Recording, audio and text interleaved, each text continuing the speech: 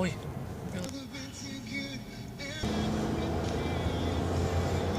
Alto. Sabi nila, pag top speed mo is 80, 100, nanginginig na daw.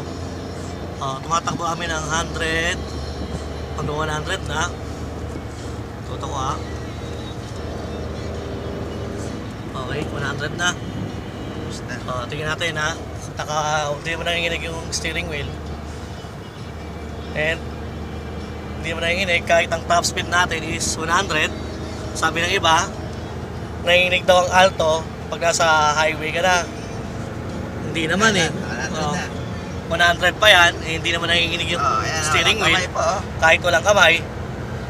Alto po yan. Alto 800 yung gamit namin. 110 pre. 110. Dadaan kami sa bus. Hindi naman kami hinahangin. Which is hindi totoo yung sinasabi ng iba. Ayos.